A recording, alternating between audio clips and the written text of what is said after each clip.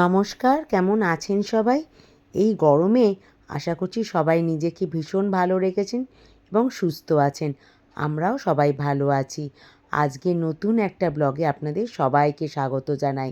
আজকের ব্লগটা শুরু করলাম একদম সরাসরি রান্নাঘর থেকে। এই যা গরম পড়েছে, খুব ছিমছাম রান্না করব ঠিক করেছিলাম, কিন্তু ওই যে মুখ তো মানতে চায় না, বাড়ির সবাইও ওই একঘেয়ে পাতলা ঝোল খেতে চাইছে না বলে আজ ঠিক করলাম তাহলে পমফ্রেট মাছটাই রান্না করে ফেলি। পমফ্রেট মাছ 3 পিস ছিল বলে ওই নিজের জন্য একটা ইলিশ মাছের টুকরো দিয়ে দিয়েছি। যতই হোক, ইলিশ মাছ ফেলে পমফ্রেট মাছ খাবার পক্ষপাতী আমি নই, তাই নিজের জন্য একটা ইলিশ দিয়ে দিয়েছি। আর এই দিকে ওই বাটাবুটির ঝামেলা ছাড়াই ওই সর্ষে পোস্তর যে পাউডারটা পাওয়া যায়, ওটাকে একটু নুন দিয়ে হালকা গরম জল দিয়ে ভিজিয়ে রেখেছি। আপনাদের সাথে আজকে একটুখানি অন্যরকম একটা উচ্ছে চচ্চড়ি রেসিপি শেয়ার করব ঠিক করেছি। মাছের একটুখানি তেল ছিল, তাই জন্য ভাবলাম আজ একটু উচ্ছে চচ্চড়ি করি।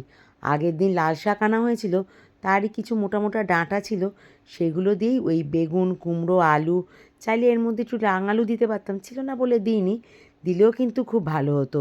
এইবার একবার এরম ধরনের উচ্ছে চচ্চড়ি বানিয়ে দেখবেন, বেশ ভালো লাগে।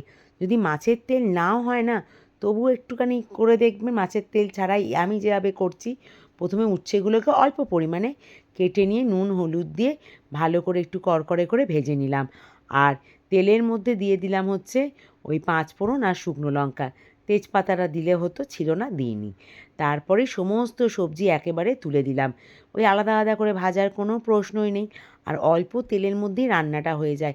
একটু নাড়ানাড়ি করে নিয়েই তার মধ্যে দিয়ে দিলাম অল্প একটু পেঁয়াজ। ওই যে বললাম না, মাছের তেল নাও হলেও চলবে, এই পেঁয়াজটা দেওয়ার জন্যই মনে হয় আমার এই চচ্চড়িটার স্বাদটা এত ভালো লাগে। একটু মাছের তেল ছিল, দিলাম, মানে ওটা হচ্ছে বাড়তি পাওনা। মাছের তেল আর পেঁয়াজটা দিয়েও ভালো করে নেড়ে নিলাম। এতে মশলা বলতে কিন্তু কিছুই পড়ে না, শুধু একটু নুন আর হলুদ, ব্যাস, আর কিছুই না। ভালো করে নাড়ানাড়ি করে নিয়ে ওই গাছের 2 পাকা লঙ্কাও দিয়ে দিয়েছিলাম। আর একদম কিন্তু জল দেওয়া যাবে না, জল দিলে একদম টেস্টটা বিগড়ে যাবে। বেশ সবজিগুলো যখন ঢাকা দিয়ে দিয়ে নরম রান্না হয়ে গেল, তার মধ্যে ওই ভেজে রাখা উচ্ছেগুলো দিয়ে ভালো করে আর একবার মিশিয়ে নিতে হবে। আর এই সবজিগুলোকে না একটু খুন্তি দিয়ে টুকরো টুকরো করে দেবে, মানে একটুখানি ঘাঁট ঘাঁট টাইপের তরকারি হবে। আবারও বলছি, একবার এভাবে বানিয়ে দেখবেন উচ্ছে চচ্চড়ি। মাছের তেল যারা খেতে পছন্দ করেন না বা ভাবছেন আষ্টে গন্ধ লাগবে, না দেবেন, বা দিলে তো ভালোই লাগে, আমার তো আফটারঅল খুব ভালো লাগে, তাই জন্য আমি এরমভাবে বানালাম। আপনারা চাইলে দিতেও পারেন মাছের তেল, নাও দিতে পারেন। ব্যাস, ওদিকে সবজি রান্না হয়ে গেল, আর এদিকে এবার মাছের ঝালটা বসিয়ে দিই। আজ বিকালে একটু যাব, নিমন্ত্রণ আছে। আর এই যে আগের দিন আপনাদেরকে দেখিয়েছিলাম, ও দেখানো হয়নি না, যাই হোক, ওই ব্লগটা এডিট করা হয়নি। হ্যাঁ, এই যে এইটাখানে কিনেছিলাম একটা লোহার কড়াই, আমার কাছেই একটা ওই মানে কী বলো ওটাকে, বাসনের দোকান থেকে কিনেছিলাম, বেশ ভালো কিন্তু। তেল জানেন তো একদমই টানছে না। যাই হোক, মাছগুলোকে তো হালকা করে ভেজে নিলাম, আর ওদিকে ওই যে সর্ষে পোস্ত বাটাটা ছিল না, তার মধ্যে দিয়ে দিলাম একটু নুন, কাশ্মীরি না, নুন না তো হলুদ, কাশ্মীরি লঙ্কা গুঁড়ো, আর এরকম লঙ্কাটাকে একটু থেঁতো করে দিলাম। এতে বেশ কিছুটা লঙ্কার দানা বেরিয়ে যায়। লঙ্কার দানা তো বিশেষ খাওয়া ভালো নয় না। তার মধ্যে দিলাম ঘরে পাতা একটু টক দই, ভালো করে মিশিয়ে নিলাম।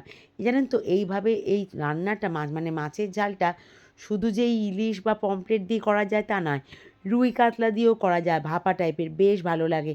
বা বাটা মাছ দিয়ে করলে বা পার্শে মাছ দিয়ে করলেও বেশ ভালো লাগে, পাবদা বা ভোলা মাছও ভালো লাগে। আমি অনেকভাবেই ট্রাই করেছি, সত্যি বলছি, বেশ ভালো লাগে। মাছগুলো আমার ভাজা হয়ে গেল, আর আজকে একটু ইলিশ মাছটাকেও তেলের মধ্যে নেড়ে নিলাম। কিন্তু ওই যে আমি যেহেতু খাবো, আমার ইলিশ মাছ বেশি কড়কড়ে করে ভেজে তাকে তরকারিটা একদম আমার ভালো লাগে না খেতে। কাঁচা ইলিশ আমার বেশি ভালো লাগে, কাঁচা ইলিশের তরকারি। তবু এরকম একটু এপিট ওপিট করে নেড়ে নিলাম, তাই জন্য আর কি, একটু মাছটা বাসি হয়ে গেছিলো তো। ব্যাস, মাছটা ভেজে তুলে নিয়ে ওই তেলের মধ্যেই দিয়ে দিলাম হচ্ছে কালো জিরে আর টমেটো।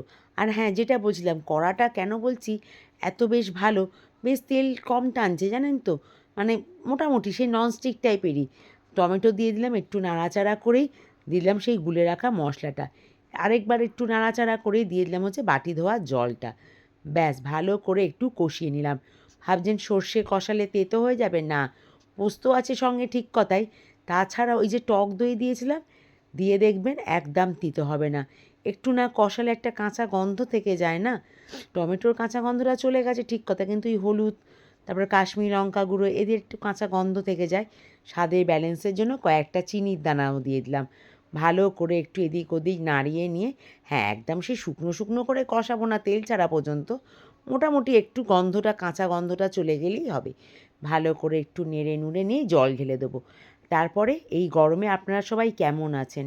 আপনারা তো কমেন্ট করেনও না, আপনারা এটাও বোঝেন না যে কমেন্ট করলে আমার ভালো লাগে। আপনারা যারা কমেন্ট করেন তাদের নামগুলোও আমি নিতে পারি। কারা কারা আমার সাথে বন্ধুত্ব করতে বা কথা বলতে ভালোবাসেন, তাদের কমেন্টের উত্তরগুলো আমি আমার এই ব্লগের মাধ্যমেই দিতে পারি।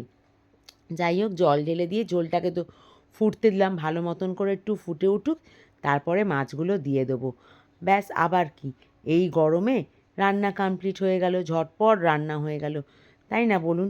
তো হ্যাঁ, যেটা বলছিলাম সেটা হচ্ছে, আর আপনার ভিডিওগুলো কি আপনাদের কাছে কে পৌঁছাচ্ছে না কি বলুন তো? তাহলেও একটু কমেন্ট করে জানান না। এত কম ভিউ কিন্তু আমার ভিডিওতে থাকে না, তার সত্ত্বেও কেন এত কম ভিউ হচ্ছে আমি তো বুঝতেও পারছি না। হ্যাঁ, অনেক দিন পর আবার যদিও ভিডিও দিচ্ছি, বহু দিন বললে ভুলও হবে, প্রায় মাস অবধি কেটে গেছে আমি ভিডিও দিতে পারছিলাম না। যাই হোক, এখানে তো আমার মাছের ঝোল রেডি হয়ে গেল। বেশ ভালো হয়েছিল কিন্তু ঝোলটা খেতে, গরম গরম ভাতের সাথে এরকম এই মানে মেশানো ইলিশ পমফ্রেটের ঝোলটা খারাপ হয়নি। চলুন কি রান্না করেছিলাম দুপুরবেলায়, যে ভাত রয়েছে আর এই যে টক দই দু জায়গায় রয়েছে।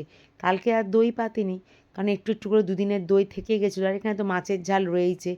আর এই যে রোজ নৈবেদ্য রয়েছে একটা টকের ডাল, এখন রোজ একে আপনি দেখতে পাবেন। আজকের ডালটা একটু ঘন করেই কী করেছিলাম, ছিল উচ্ছে চচ্চড়ি আর পাঁপড় ভাজা। খাওয়া দাওয়া সেরে নিয়ে তারপরে আপনাদের সঙ্গে দেখা হবে সেই বিকালবেলায়। এই যে বলেছিলাম না, ছেলে এক বন্ধুর বাড়িতে আসবো, নিমন্ত্রণ আছে। ওদের বাড়িতে মা শীতলা, তারপরে মা কালী আর ওই বড় ঠাকুর মানে হচ্ছে গ্রহরাজের পুজো ছিল। আমরা যাওয়ার আগে শীতলা পুজো আর এই গ্রহরাজের পুজোটা হয়ে গেছিলো, তা আমরা যাওয়ার পরে এই কালী পুজোর আয়োজনটা হচ্ছিল। ওখানে গিয়ে একটু বসলাম, তারপরে ওর বাবা যায়নি, নিমন্ত্রণ সবারই ছিল, ওর বাবার অফিস ছিল বলে যেতে পারিনি, আমরা তিনজনে চলে গেছিলাম। আর এই যে দেখুন, বড় হয়ে গেছে না, এখন ক্যামেরার সামনে আসতে আর লজ্জা পায় না। যাই হোক, আগে তো যা দুজনে বাঁদরামো করতো, এই যে আমরা তিনজনে মিলে খেতে বসে গেছি, একটু রাত হয়ে গেছিলো। আর ব্যাস, আর আপনাদেরকে তো বলাই যা মানে বাহুল্য, আপনারা তো লাইক শেয়ার সাবস্ক্রাইব কিছুই করেন না, আমি শুধু মুধুই বলে মরি। যাই হোক, খেতে বসে আমাকে প্রথম দিয়ে দিল একটু ফল প্রসাদ, তারপরে ভোগের খিচুড়ি লাবড়া। আর ওই যে একটা কথা আছে, ভোগ যেমনই হোক না কেন, তার যেমন কোনো রিভিউ হয় না, আর তার স্বাদেরও তুলনা হয় না। ছিল চাটনি টাটনি অনেক কিছুই, আমি তো ওসব খাইনি, একটু পায়েস নিয়ে নিয়েছিলাম, সেটাই একটু খেয়ে দে তিনজনে মিলে বাড়ি চলে আসলাম। আর ওই যে আবারও বললাম, ভোগের তো কোনো রিভিউ হয় না, ভোগ পেট পুড়ে মন ভরে খাওয়াটাই হচ্ছে সব থেকে বড় কথা। যাই হোক, আমাদের তো খাওয়া দাওয়া শেষই হয়ে গেল। আর হ্যাঁ, ওই রোজের এক কথা আবারও বলে যাই অভ্যাসবশত, ভালো লাগলে প্লিজ লাইক শেয়ার সাবস্ক্রাইব, আর ফেসবুক থেকে দেখে থাকলে ফলো করে দেবেন। আর কমেন্ট করতে তো আপনারা ভুলেই যাচ্ছেন, পারলে একটু করবেন। আর এই যে এখানে কালী পুজোর জোগাড় হচ্ছিল, মাদেরকে দেখতে কি ভালো লাগছে তাই না?